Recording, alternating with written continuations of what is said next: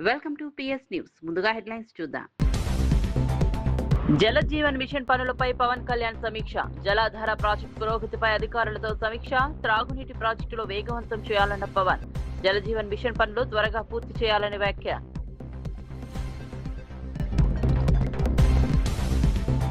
ప్రజా సంక్షేమమే లక్ష్యంగా పనిచేయాలన్న మహేష్ గౌడ్. ప్రభుత్వ పథకాలు ప్రజల్లోకి తీసుకెళ్లాలన్న మహేష్ గౌడ్. కాంగ్రెస్ శ్రేణులకు దిశానిర్దేశం చేసిన వైనం. ప్రజల సమస్యలపై పనిచేయాలన్న మహేష్ కుమార్ గౌడ్.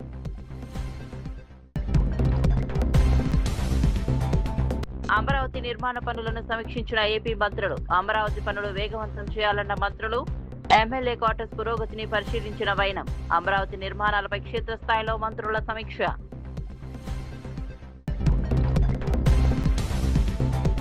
జర్నలిస్టుల భూములపై కబ్జా యత్నాలున్నాయన్న విహెచ్. జర్నలిస్టుల భూములను రక్షించాలని విహెచ్ డిమాండ్. భూ కబ్జాలపై విచారణ జరపాలన్న వి హనుమంతరావు. జర్నలిస్టుల హక్కులు కాపాడాలని విజ్ఞప్తి.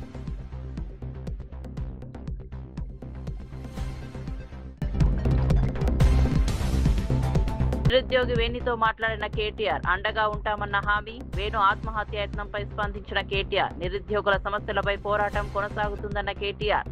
ఉద్యోగ నోటిఫికేషన్లు విడుదల చేయాలని కేటీఆర్ డిమాండ్. ఆంధ్రప్రదేశ్ ఉప ముఖ్యమంత్రి పవన్ కళ్యాణ్ మంగళగిరి క్యాంప్ కార్యాలయంలో జలజీవన్ మిషన్ కింద అమలు చేస్తున్న అమరజీవి జలధార ప్రాజెక్టు పురోగతిని సమీక్షించారు. సుమారు 3,050 కోట్ల వ్యయంతో అమలు చేస్తున్న ఈ ప్రాజెక్టు ద్వారా ఉమ్మడి తూర్పు, పశ్చిమ గోదావరి జిల్లాలో దాదాపు 33 లక్షల మందికి సురక్షిత త్రాగునీరు అందించడమే లక్ష్యంగా ప్రభుత్వం పనిచేస్తోంది.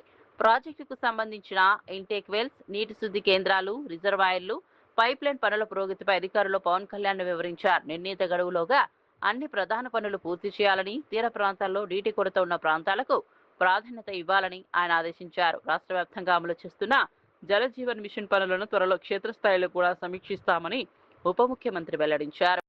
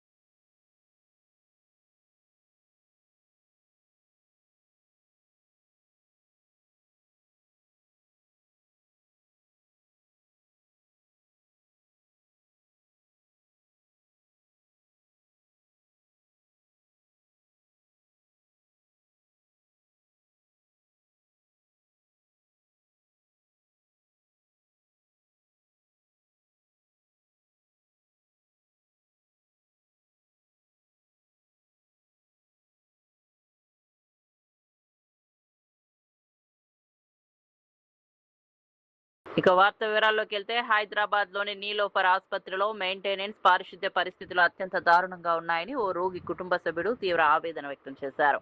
ఆసుపత్రిలోని బాత్రూంలు అత్యంత అపరిశుభ్రంగా ఉన్నాయని, రోగులు ఉపయోగించలేని స్థితిలో ఉన్నాయని ఆరోపించారు. ఉదయం డాక్టర్లు రౌండ్స్కు వచ్చిన తర్వాత మళ్లీ రాత్రి వరకు కనిపించడం లేదని, అత్యవసర సమయంలో కూడా సరైన వైద్య సేవలు అందడం లేదని తెలిపారు. రోగులకు ఇన్ఫెక్షన్లు వస్తాయని చెప్పి కుటుంబ సభ్యులు తీసుకొచ్చిన బట్టలు, దుప్పట్లు తీసుకెళ్తారని, కానీ ఆసుపత్రి ప్రాంగణంలోని అపరిశుభ్రతపై మాత్రం అధికారులు ఎలాంటి చర్యలు తీసుకోవడం లేదని మండిపడ్డారు. పరిశుభ్రత లేకపోవడం వల్లే రోగులకు మరిన్ని ఆరోగ్య సమస్యలు తలెత్తే ప్రమాదం ఉందని ఆందోళన వ్యక్తం చేశారు. ప్రభుత్వ ఆసుపత్రుల్లో మెరుగైన సౌకర్యాలు కల్పిస్తామని చెప్పే ప్రభుత్వం వాస్తవ పరిస్థితులను పరిశీలించాలని కోరారు. రోగుల ఆరోగ్య భద్రత దృష్ట్యా పారిశుద్ధ్య నివారణను మెరుగుపరచడంతో పాటు వైద్యులు అందుబాటులో ఉండేలా చర్యలు తీసుకోవాలని ప్రభుత్వాన్ని విజ్ఞప్తి చేశారు. పిల్లలకి ఇంకా ఎక్కువ డిసీజులు రావే జరుగుతుంట మా దుప్పల్లో మా బట్టలు ఉంటాయి, అవి వచ్చేస్తాయండి, అవి పట్టుకు అందరు ముందేళ్ళు నీట్గా ఉంటుందా లోపల? ఏముంది కానీ నీళ్ళు కొడతారంటే నీళ్ళు కొట్టి నీట్గా తుడిచి వెళ్ళిపోతారు అంతే, ఏం లేదు చూసుకోవడం లేదు. మేము 5 రోజులు వచ్చి 5 రోజులు అయింది, ఏమీ లేదు. 5 రోజుల నుంచి ఏడుంటున్నారు, ఏడ తింటున్నారు? ఇక్కడే బయట అలాగే. ఎవరు తీసుకొచ్చారు పాపను? బాబుని హ్యాండిక్యాప్ బాబుని తీసుకొచ్చారు. ఇద్దరు ఉండాలంటే ఒకళ్ళే ఉండాలంటాడేమో, కంట్రోల్ అవ్వడం. ఒక మాటలు చెప్పాలంటే లోపల ఎట్లుంది చెప్పు. ఏమి లేదన్న, అంతేనా? ఇక్కడ మొత్తమే కానీ 2 నెలలు 3 నెలలు పడుతుంది చెప్పలేము ట్రీట్మెంట్. ఇక్కడ 2-3 ఏళ్ళు పట్టినా కూడా చెప్పలేము. అంత స్లో చేస్తే మంచి బతకాలి కదా. పోతారు బట్టి విక్రమార్క నియోజకవర్గానికి చెందిన నిరుద్యోగ యువకుడు వేణు ఆత్మహత్యాయత్నం చేసిన ఘటనపై బీఆర్ఎస్ వర్కింగ్ ప్రెసిడెంట్ కేటీఆర్ స్పందించారు. ఆసుపత్రిలో చికిత్స పొందుతున్న వేణుతో ఫోన్లో మాట్లాడి ధైర్యం చెప్పారు. ఉద్యోగ నోటిఫికేషన్లు, జాబ్ క్యాలెండర్ విడుదల చేయాలని డిమాండ్ చేస్తూ తాను ఈ నిర్ణయం తీసుకున్నానని వేణు వెల్లడించారు. అయితే ప్రేమ వ్యవహారం కారణంగానే ఆత్మహత్యాయత్నం చేశారని కాంగ్రెస్ ప్రభుత్వం దుష్ప్రచారం చేస్తోందని ఆయన ఆవేదన వ్యక్తం చేశారు. తనకు డబుల్ బెడ్రూమ్ ఇల్లు కూడా కక్షపూరితంగా ఇవ్వలేదని ఆరోపించారు. ఈ సందర్భంగా కేటీఆర్ మాట్లాడుతూ వేణు రాసిన సూసైడ్ నోట్ కాంగ్రెస్ ప్రభుత్వానికి ఛార్జిషీట్ లాంటిదని పేర్కొన్నారు. నిరుద్యోగుల సమస్యలపై బీఆర్ఎస్ పోరాటం కొనసాగుతుందని, భవిష్యత్తులో అధికారంలోకి వచ్చిన తర్వాత వారికి న్యాయం చేస్తామని హామీ ఇచ్చారు. నిరుద్యోగుల ఆశలను నెరవేర్చడంలో ప్రభుత్వం విఫలమైందని ఆరోపిస్తూ వెంటనే ఉద్యోగ నోటిఫికేషన్లు విడుదల చేయాలని కేటీఆర్ డిమాండ్ చేశారు. మానసిక వికలాంగురాలు, మాకు ఇల్లు లేదు, కనీసం మాకు ఇల్లు ఇవ్వలేదు సార్. వికలాంగురాలు కోటాలో ఇల్లు ఇవ్వకుండా ఎట్లా సార్? మా అమ్మ 17 సంవత్సరాల నుంచి మేము ఇబ్బంది పడుతున్నాం. మాకు అంత దారుణమా సార్? మరి నేను ఆ రోజే నిర్ణయించుకున్నా, ఏదో ఒకటి సాధించాలి, జాబ్ కొట్టంది నా లైఫ్ మారదు అనేసి నిర్ణయించుకున్నా. నాతో ఎవరున్నా లేకపోయినా నేను జాబ్ క్యాలెండర్ కోసమే నేను చచ్చిపోయే సార్. చచ్చిపోయే నిర్ణయం తీసుకున్నా. ఒకవేళ నేను బ్రతికుంటే దానికోసమే పోరాడదాం అనేసి డిసైడ్ అయ్యా.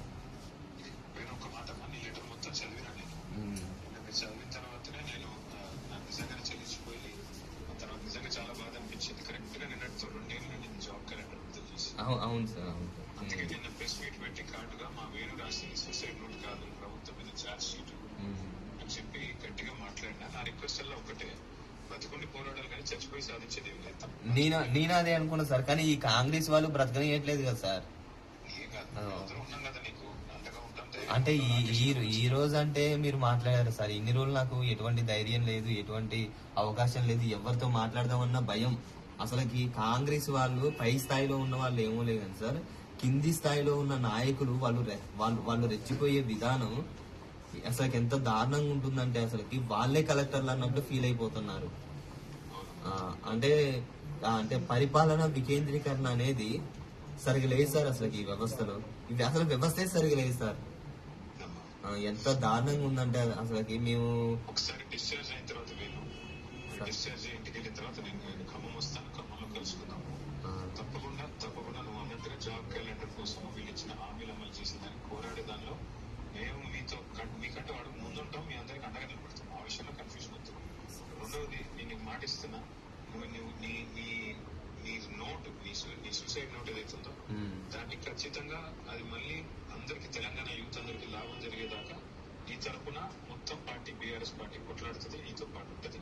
మనం ఖచ్చితంగా మళ్ళీ గవర్నమెంట్ లోకి వస్తాం. గవర్నమెంట్ లోకి వచ్చాక కూడా మీతో పాటు. ఫుకెట్ నుంచి ఢిల్లీకి బయలుదేరిన ఎయిర్ ఇండియా AI 2379 విమానం గాల్లో ప్రయాణిస్తున్న సమయంలో ఒక్కసారిగా సుమారు 300 అడుగుల మేర కిందకు జారిపోవడంతో ప్రయాణికులు తీవ్ర భయాందోళనకు గురయ్యారు. ఈ ఘటనలో 10 మంది ప్రయాణికులు, 4 విమాన సిబ్బంది గాయపడినట్లు సమాచారం. విమానం ఒక్కసారిగా కిందకు పడిపోవడంతో పలువురు సీట్లపై నుంచి ఎగిరి క్యాబిన్ పైభాగానికి బలంగా తాకినట్లు ప్రయాణికులు తెలిపారు. ఓ చిన్నారి తన తల్లి చేతుల నుంచి ఎగిరి 3 సీట్ల దూరంలో పడిపోయిందని ప్రత్యక్ష సాక్షులు వెల్లడించారు.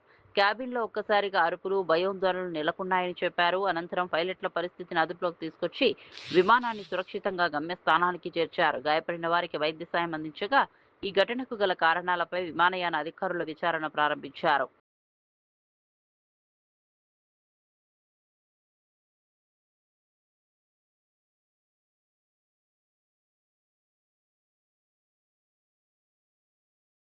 తెలంగాణ కాంగ్రెస్ ప్రభుత్వ పనితీరుపై ఓ కాంగ్రెస్ కార్యకర్త తీవ్ర అసంతృప్తి వ్యక్తం చేసిన వీడియో ప్రస్తుతం రాజకీయంగా చర్చనీయాంశమైంది. తాను కాంగ్రెస్ కార్యకర్తనే అయినప్పటికీ ప్రస్తుత ప్రభుత్వ పనితీరును సమర్థించలేనని ఆయన అన్నారు. ఇప్పుడే ఎన్నికలు జరిగితే కాంగ్రెస్ కు డిపాజిట్లు కూడా రావని, ప్రభుత్వం ప్రజల విశ్వాసాన్ని కోల్పోయిందని వ్యాఖ్యానించారు. ఎన్నికల సమయంలో కాంగ్రెస్ కు ఓటేయాలని ప్రచారం చేసినందుకు ఇప్పుడు గ్రామంలో తనను ప్రజలు ప్రశ్నిస్తున్నారని, విమర్శిస్తున్నారని ఆవేదన వ్యక్తం చేశారు. ముఖ్యమంత్రి రేవంత్ రెడ్డి నాయకత్వంలో పార్టీ పరిస్థితి మరింత దిగజారిందని ఆరోపించారు. ప్రజలకు ఇచ్చిన హామీల అమలులో ప్రభుత్వం విఫలమైందని, అభివృద్ధి, సంక్షేమ అంశాల్లో ఆశించిన ఫలితాలు కనిపించడం లేదని అన్నారు.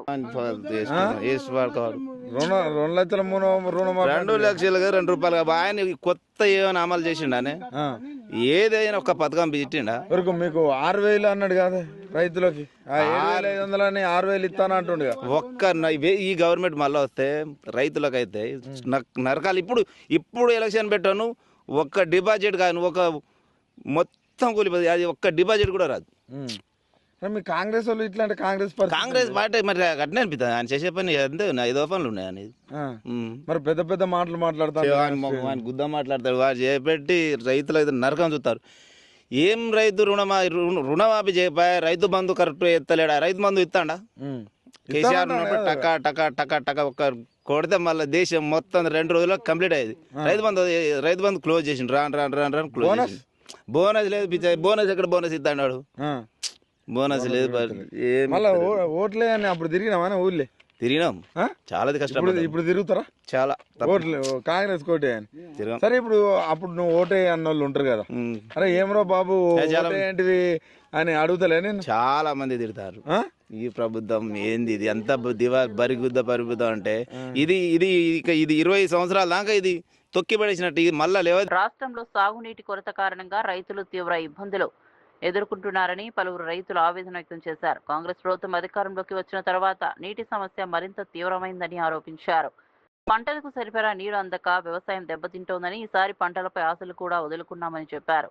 యూరియా కోసం వెళ్లే పరిస్థితి కూడా లేదని, నీళ్లు లేక ఎరువులు వేసినా ప్రయోజనం ఉండదని పేర్కొన్నారు. రైతు బంధు సాయం కూడా పలుమార్లు అందక తీవ్ర ఆర్థిక ఇబ్బందులు ఎదుర్కొంటున్నామని తెలిపారు. ప్రభుత్వం రైతుల సమస్యలను వెంటనే పరిష్కరించి సాగునీటి సరఫరా మెరుగుపరచాలని డిమాండ్ చేశారు. రైతులకు ఇచ్చిన హామీలను అమలు చేసి వ్యవసాయాన్ని ఆదుకోవాలని కోరారు. సాగునీరు, పెట్టుబడి సాయం, పంటల రక్షణ చర్యలు చేపట్టకపోతే గ్రామీణ ఆర్థిక వ్యవస్థపై తీవ్ర ప్రభావం పడుతుందని రైతులు హెచ్చరిస్తున్నారు.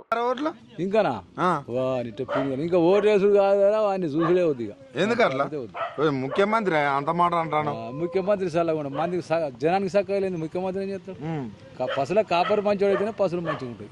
కాపరి తప్పున్నప్పుడు పసులు రక్తం చల్లు అంటాను. నీళ్ళు లేకపోతే పంటలు సలితిరిగా మొన్న రక్తం తీసి కూడా చల్లిరు పంటలేవా మరి? గిట్ట పడుతుంది అలా ఏమి కనపడుతుంది. మీకు వస్తా అంటే ఏమన్నా చేనులు పోయి పైర్లు ఊర్లు ఏమన్నా ఏం లేవు. యూరియా గిట్లా దొరుకుతానా? యూరియా లేదు, మేము దానికి పోతలేము. ఇక ఇక్కడ లేవు కదా, వేస్తాను ఏం లేస్తాం తెచ్చి పుట్టి బీట్లో చల్లాలన్నా.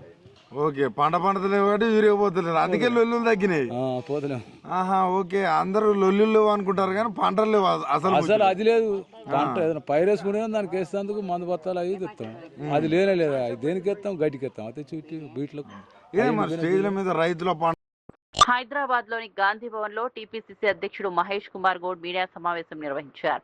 ఈ సందర్భంగా రాష్ట్ర ప్రభుత్వం అమలు చేస్తున్న సంక్షేమ అభివృద్ధి కార్యక్రమాలపై ఆయన వివరించారు. ప్రజలకు ఇచ్చిన హామీల అమలులో ప్రభుత్వం కట్టుబడి పనిచేస్తోందని తెలిపారు. పార్టీ నాయకులు, కార్యకర్తలు ప్రభుత్వ పథకాలను ప్రజలకు చేరవేసే బాధ్యత తీసుకోవాలని సూచించారు.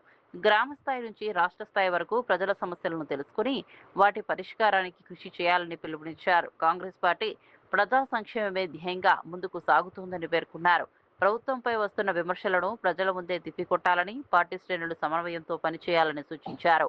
రాబోయే కార్యక్రమాల్లో ప్రతి కార్యకర్త చురుగ్గా పాల్గొని ప్రభుత్వ విజయాలను ప్రజల్లోకి తీసుకెళ్లాలని మహేష్ కుమార్ గౌడ్ కోరారు. ఇవ్వాల్సిన అవసరం ఉన్నది. మనిషి అనేవాడు ఎవరైనా తన సాటి మనిషి బతుకుని మంచిని కోరుకుంటాడు.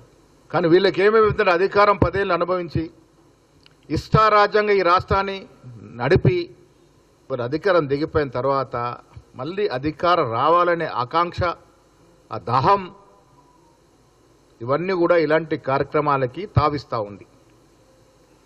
పదవి కోసం తన పార్టీ అధికారం రావడం కోసం రాష్ట్ర ప్రజల ప్రాణాలు పోయినా పర్వాలే, కరువు వచ్చినా పర్వాలే, ఇవన్నీ జరిగితే ఈ ప్రభుత్వం వ్యతిరేకత వస్తే మాకేదో లాభం జరుగుద్ది అన్నటువంటి ఉద్దేశంతో ఇలాంటి పూజలు చేయడం ఎంతవరకు సమంజసమో తెలంగాణ ప్రజలు ఒక్కసారి ఆలోచించాల్సిన అవసరం ఉన్నది.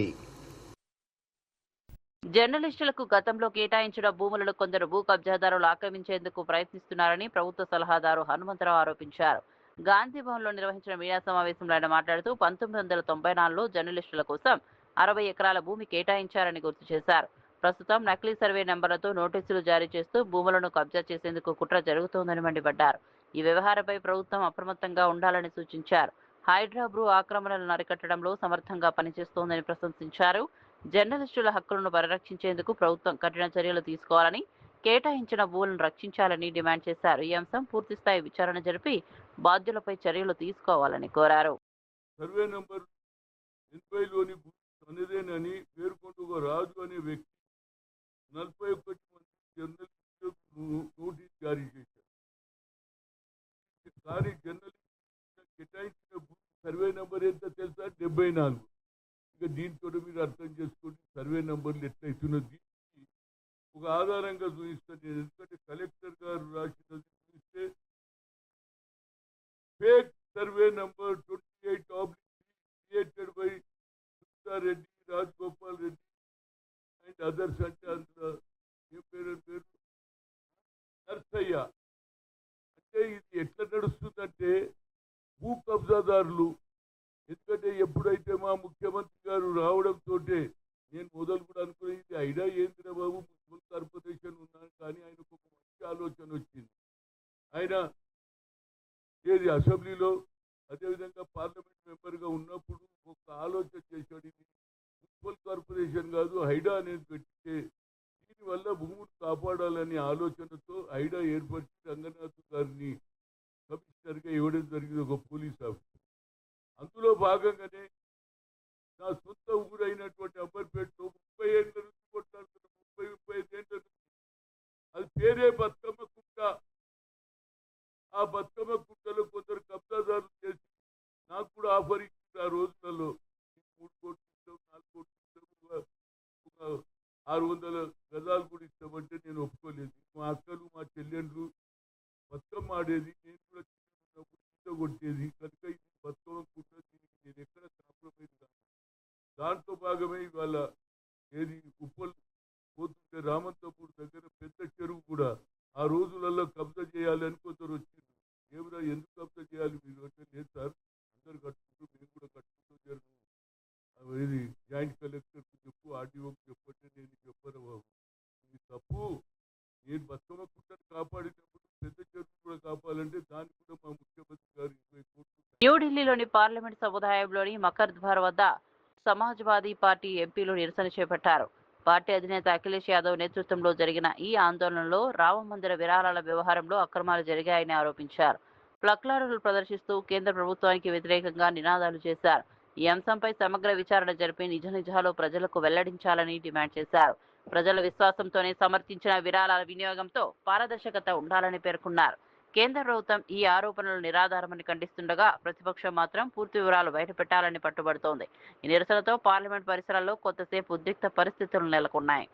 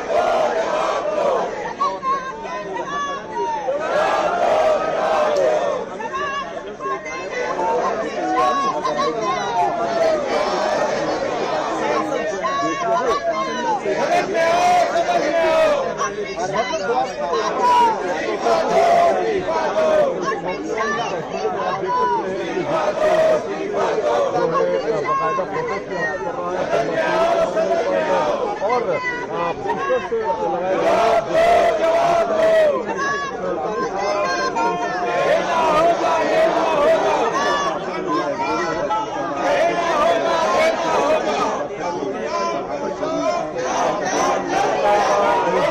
राम मंदिर है और ये कहा जा रहा है इसके करने का सिस्टम ये है कि ये पूरा पैसा जो है चंदा चोरी मामले को लेकर के एक तरह से ये दिखाने की कोशिश है कि चंदा हमारा सेफ है और ये पूरा चंदा जो है इसकी वसूल हुई है और इसको जो है बाकायदा भेजा जाएगा। तो आप देख सकते हैं तमाम विपक्ष के नेता जो है समाजवादी पार्टी से लेकर के आरजेडी से लेकर के तमाम कांग्रेस के सांसद और विपक्षी दल मिलकर तमाम सांसद जो है यहाँ पर प्रोटेस्ट करते हुए दिखाई दे रहे हैं। तो आप देख सकते हैं రాజకీయాల్లో మరో కీలక పరిణామం చోటు చేసుకుంది. డిఎంకే కీలక నేత తమిళనాడు శాసనసభ ప్రతిపక్ష నాయకుడు ఉదయగిరి స్టాలిన్ ను చెన్నై పోలీసులు కస్టడీలోకి తీసుకున్నారు. ఇటీవల తంజావూరులో జరిగిన కావేరీ జలాల నిరసన ర్యాలీలో ముఖ్యమంత్రి జి జోసెఫ్ విజయ్ ను ఉద్దేశించి ఉదయనిధి చేసిన వ్యాఖ్యలు తీవ్ర వివాదానికి దారితీశాయి. వ్యాఖ్యలు మహిళలను కించపరిచేలా అసభ్యకరంగా ఉన్నాయని ఆరోపిస్తూ టీబీకే మహిళా విభాగం తంజావూరు ఈస్ట్ పోలీస్ స్టేషన్లో ఫిర్యాదు చేసింది. ఫిర్యాదు ఆధారంగా పోలీసులు కేసు నమోదు చేసి విచారణ చేపట్టారు. అనంతరం ఉదయనిధిని కస్టడీలోకి తీసుకోవడంతో రాష్ట్ర రాజకీయాల్లో ఉద్రిక్తత నెలకొంది. డిఎంకే నాయకులు ఈ చర్యను రాజకీయ కక్ష సాధింపుగా అభివర్ణిస్తుండగా చట్టం ప్రకారమే చర్యలు తీసుకున్నామని పోలీసులు చెబుతున్నారు.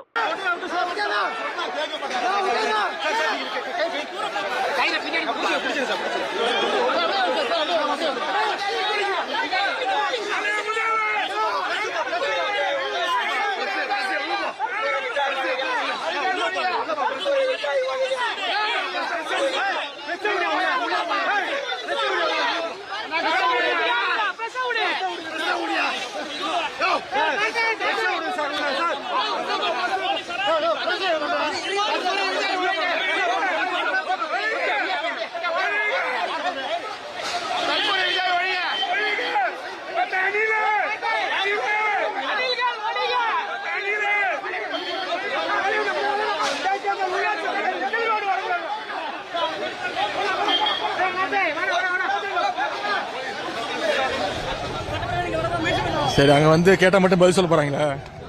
పవిత్ర శ్రావణ మాసాన్ని పురస్కరించుకుని ఉత్తరాఖండ్ లో ప్రముఖ శైవ క్షేత్రం ఖైరతానాథ్ ధామ్ కు భక్తులు భారీగా తరలి వస్తున్నారు. హిమాలయ ప్రాంతంలో భారీ వర్షాలు, ప్రతికూల వాతావరణ పరిస్థితులు కొనసాగుతున్నప్పటికీ శివభక్తులు తమ భక్తిని చాటుకుంటూ ఆలయానికి చేరుకుంటున్నారు. దేశంలోని వివిధ రాష్ట్రాల నుంచి కావడీలు, భక్తులు పెద్ద సంఖ్యలో తరలి వస్తుండటంతో ఆలయ పరిసరాలు భక్తజనంతో కిటకిటలాడుతున్నాయి. యాత్రికుల భద్రత కోసం రాష్ట్ర ప్రభుత్వం విపత్తు నిర్వహణ బృందాలు, పోలీసులు ప్రత్యేక చర్యలు చేపట్టాయి. వర్షాల కారణంగా ఎలాంటి ఇబ్బందులు తలెత్తకుండా అధికారులు ఎప్పటికప్పుడు పరిస్థితిని సమీక్షిస్తున్నారు. అవసరమైన చోట వైద్య శిబిరాలు, సహాయక కేంద్రాలు ఏర్పాటు చేశారు. వాతావరణ హెచ్చరికలను పాటిస్తూ భక్తులు జాగ్రత్తగా యాత్ర కొనసాగించాలని అధికారులు సూచిస్తున్నారు.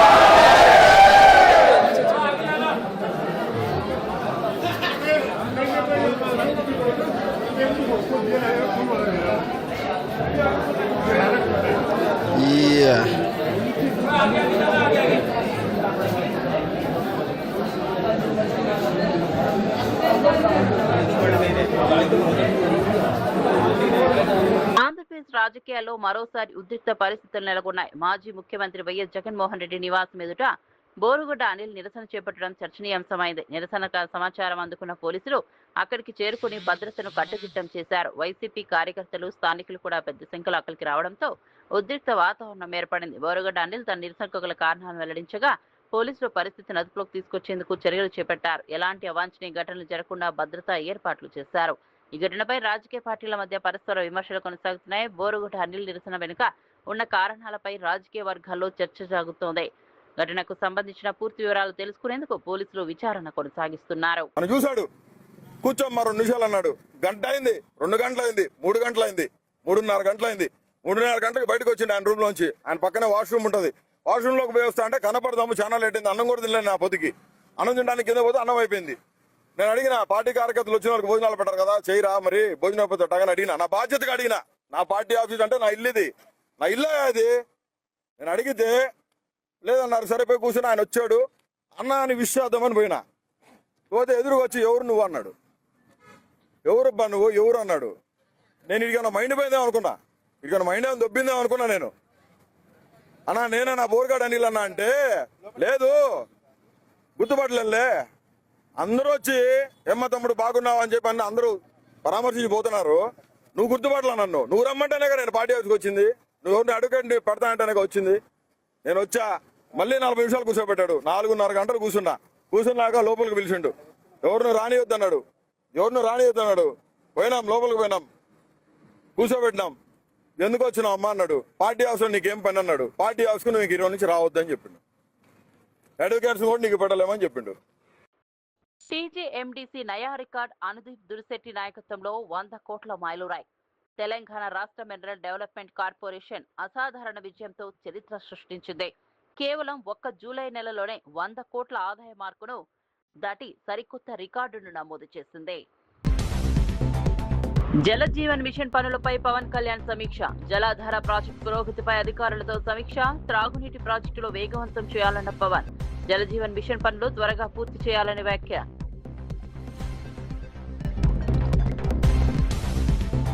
ప్రజా సంక్షేమమే లక్ష్యంగా పనిచేయాలన్న మహేష్ గౌడ్. ప్రభుత్వ పథకాలు ప్రజల్లోకి తీసుకెళ్లాలన్న మహేష్ గౌడ్. కాంగ్రెస్ శ్రేణులకు దిశానిర్దేశం చేసిన వైనం. ప్రజల సమస్యలపై పనిచేయాలన్న మహేష్ కుమార్ గౌడ్.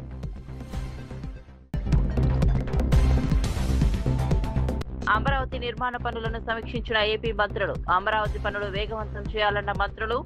ఎమ్మెల్యే క్వార్టర్స్ పురోగతిని పరిశీలించిన వైనం. అమరావతి నిర్మాణాలపై క్షేత్రస్థాయిలో మంత్రుల సమీక్ష.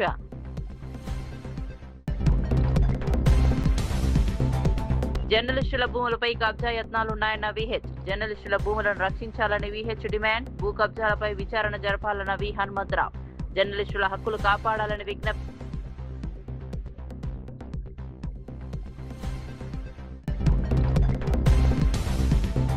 నిరుద్యోగి వేణితో మాట్లాడిన కేటీఆర్. అండగా ఉంటామన్న హామీ. వేణు ఆత్మహత్య యత్నంపై స్పందించిన కేటీఆర్. నిరుద్యోగుల సమస్యలపై పోరాటం కొనసాగుతుందన్న కేటీఆర్.